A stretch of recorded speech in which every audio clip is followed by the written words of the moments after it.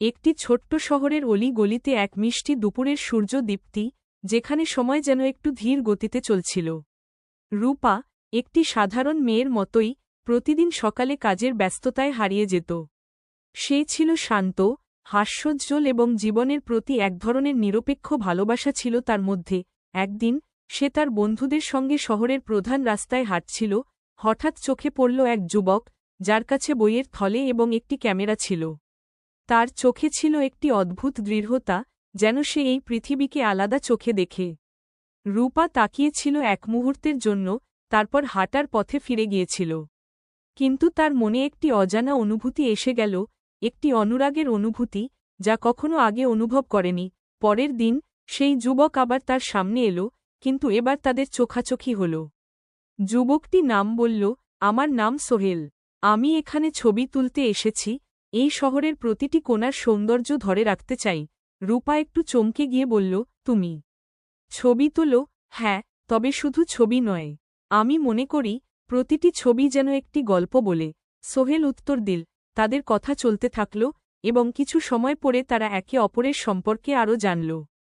সোহেল যখন রূপাকে বলল যে, সে শহরের বিভিন্ন স্থানের ছবি তুলে আর এই শহরের ইতিহাসকে অনুভব করতে চায়, তখন রূপার মনে এক অদ্ভুত শান্তি ও সুখের অনুভূতি তৈরি হল। এভাবে দিনের পর দিন একটি ছোট্ট শহরের অলি গলিতে এক মিষ্টি দুপুরের সূর্যদীপ্তি, যেখানে সময় যেন একটু ধীর গতিতে চলছিল। রূপা, একটি সাধারণ মেয়ের মতোই, প্রতিদিন সকালে কাজের ব্যস্ততায় হারিয়ে যেত। সে ছিল শান্ত, হাস্যোজ্জ্বল এবং জীবনের প্রতি এক ধরনের নিরপেক্ষ ভালোবাসা ছিল তার মধ্যে।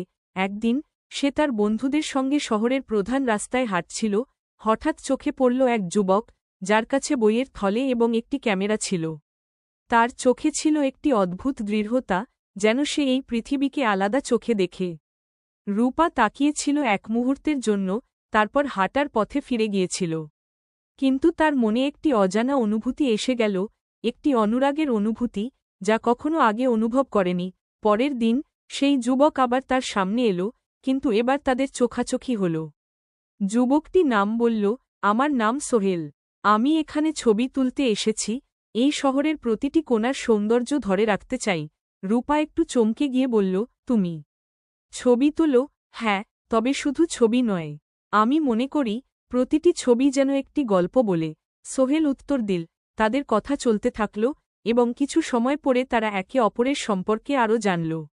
সোহেল যখন রূপাকে বলল যে, সে শহরের বিভিন্ন স্থানের ছবি তুলে আর এই শহরের ইতিহাসকে অনুভব করতে চায়, তখন রূপার মনে এক অদ্ভুত শান্তি ও সুখের অনুভূতি তৈরি হল। এভাবে দিনের পর দিন একটি ছোট্ট শহরের অলি গলিতে এক মিষ্টি দুপুরের সূর্যদীপ্তি, যেখানে সময় যেন একটু ধীর গতিতে চলছিল। রূপা, একটি সাধারণ মেয়ের মতোই, প্রতিদিন সকালে কাজের ব্যস্ততায় হারিয়ে যেত।